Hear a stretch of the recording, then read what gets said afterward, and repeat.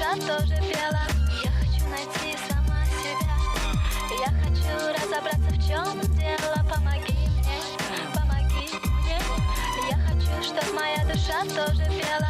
Assalamu alaikum everybody and welcome to the most important review in the entire universe. The latest Chevrolet Malibu XL versus Chery ARIZZO 8 Hybrid. Now you're witnessing very big punch from Chinese manufacturers into American car manufacturers, small nuts that are crushed by huge subsidized Chinese government help to their car manufacturers. Let's start with the design. The Malibu design is almost 11 years old today. It's became a part of a rental car family. Everywhere you go, you're offered a Malibu. And there is nothing left from the glory name Malibu. The actual glory days of a huge rear-wheel drive V8s are gone. And even mad days of the front-wheel drive V8s are also gone. Those cars were amazing. And even front-wheel drive V6 also died. But Malibu is still hanging in there, just like my faith in finding true love while having my wonderful wife and kids. And with the 4-cylinder turbocharged engine, it's trying not to die. Front and the back of the car look nice and follow a consistent concept. Everything is neat. You can feel that the front and the back came from the same design and from the same designer and made in the same factory. It has a drag coefficient of 0.29 and its drag coefficient matching the bedroom poster cars like the Mazda RX-7 FD and the Porsche 911 GT2 and GT3 997 generation. The only downside of this design is the very low front lip, which sometimes scrapes on corrupted perfectly smooth roads that are not perfectly smooth at all because they had sufficiently fun their mistresses with the luxurious bags and the fake boobs and unmoral behavior. For professional measurement of front lip, we used this device, very professional, beautiful, nice device, which clearly demonstrated that Chery has high ground clearance. The Chery design is also attractive and modern. I love the front and the back illumination. It's very easy on the eyes. For me, the best color for the Chery is the black. Actually, the black is the only good color for this car. In gray and white, this car looks just like any EV, not very attractive. Back of the car is the copy of the latest Toyota Avalon. They just copied that stuff. No additional design, nothing, they just copy-pasted, and that's a little bit disappointing. While the Malibu remains sharp and aggressive car, unfortunately it is outdated. In 2025, GM is stopping production of the Malibu name brand, the legendary model that we all loved for past 60 years. Dimensionally, the Malibu XL is nearly 20 centimeters longer and 2 centimeters wider than the Chery, but you never feel that inside. Inside of two cars, the difference is massive. The Malibu feels 15 years behind. Starting with sound isolation, the Chery has much better sound isolation. It actually has some, unlike Malibu. After 40-50,000 kilometers, Malibu interior starts to rattle and creak and make horrible noises everywhere. The plastic is hard, the eco leather isn't great quality, it feels cheap. The interior just commits suicide after 40-50,000 kilometers, and that's a little bit disappointing. The Chery offers wireless charging, 360-degree camera, dancing ambient lighting, knee airbags, rear side airbags, built-in dash cam that actually works and has great quality, hill start assist, no idea why it needed, but it has it, heated rear seats, heated washer nozzles, and heated steering wheel, and of course heated and ventilated front seats. And Malibu has none of those things except of the heated and ventilated front seats. Additionally, Chery has 12 speakers plus a subwoofer. Malibu has 9 speakers and a 12.3-inch screen in the Chery, and Malibu has 8-inch screen that is very outdated and looks boring. And I'm not a fan of the screens, so Malibu wins here in my book. There is actually more legroom in the back of the Chery, even though the Malibu tried to maximize space by cutting the roof, and Malibu is more for Americans and Chery is for more Chinese initially when it came out, but in Malibu you feel a little bit more spacious behind the wheel than in Chery. Now we will talk about the most interesting part, the dynamics. Under the hood of the Chery we have 1.5 liter turbocharged 4-cylinder engine. There is part-time generator, part-time engine combined with 18.3 kilowatt battery. Total you have 347 brake horsepower and 525 newton meters of torque on your front wheels, and that's crazy. 0 to 100 will happen in 7.3 seconds. All this power is very limited to a specific time. If you lower your battery and it's not charged at least more than 40%, you will not have all this power. It will generate about 200 brake horsepower, depends again on the battery. Malibu has our beloved 2-liter turbo engine that came from the Oppo that generates 236 brake horsepower and 350 newton meters of torque. 0 to 100 will happen in 7 seconds, and Malibu is also 200 kilograms lighter than the Chery. Numbers don't tell the whole story because Chinese car manufacturers love to exaggerate their numbers with the brake horsepower. So here is a drag race. We have standing still start and rolling start.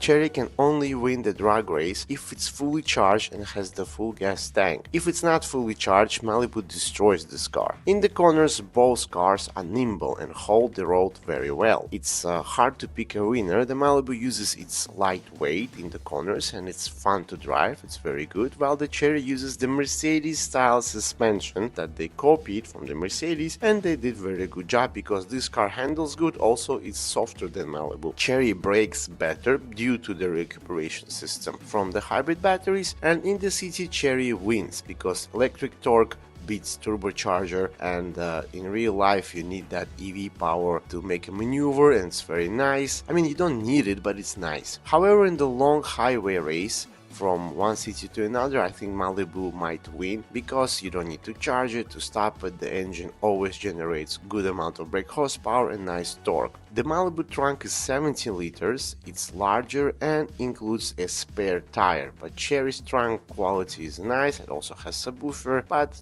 it has glue instead of the spare tire, and that's not so good. Also, every time when I drive a hybrid car, I feel dizzy, my balls hurt, I don't feel good, my head hurts.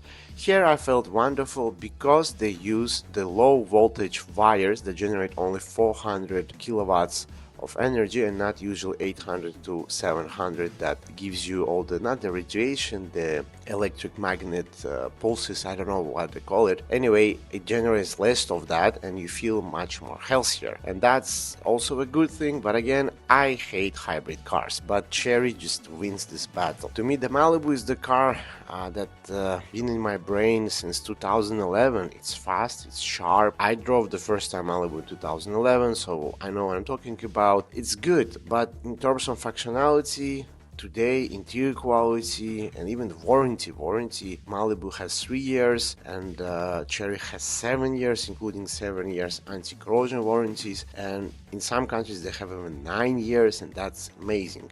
Chery loses really bad to the Malibu, and you can feel that the Chevrolet doesn't care anymore about Malibu because they don't update it. There's no new developments, but we'll see, maybe something will come up in 5-6 years. Right now, the brand new 2025 Chevrolet Malibu XL models in China cost from $19,000 to $25,000, and the Chery is about $22,000-24,000, and the cost is about the same, but the difference is huge. And Chery won this battle fair, and I'm dreaming of the big V8 Malibus to come back again, like Dodge makes their 4-door sedans, not anymore also, but I think they will bring the V8 back because sales are really bad with the Charger, and I dream that V8s will be back and destroy all the EV cars.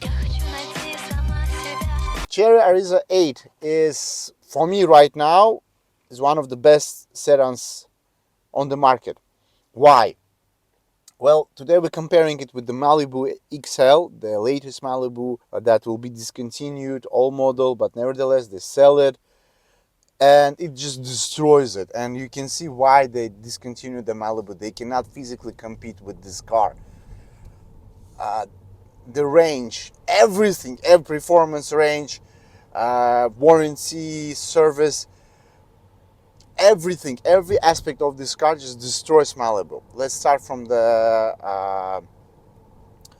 eco mode, sport mode, and normal mode. So 3 modes. In normal cars, when you put it in eco, you floor it because you don't have time to change it in the sport mode, and you want to do some maneuver in the road and just overtake somebody. It will not go anywhere. You floor it, it's just like dies, and you're like, oh my god, what's happening? Why is it so slow? And then, you know, you're very disappointed. Here, any mode, it will fly away. You floor it, car immediately gets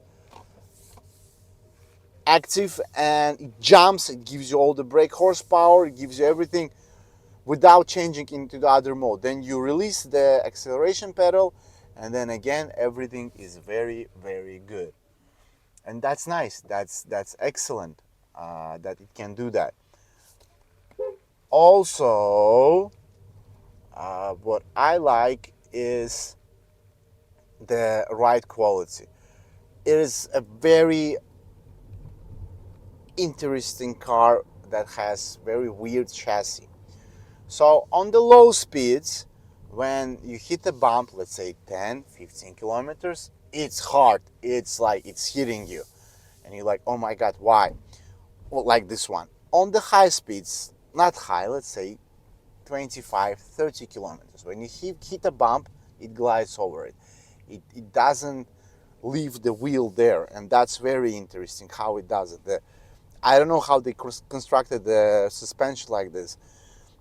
Jeremy Clarkson reviewed, I think 20 years ago, Wiseman, and he said that, you know, it has no tire there, no spring, and the car is soft and handles good. Same here. Tire is very low profile.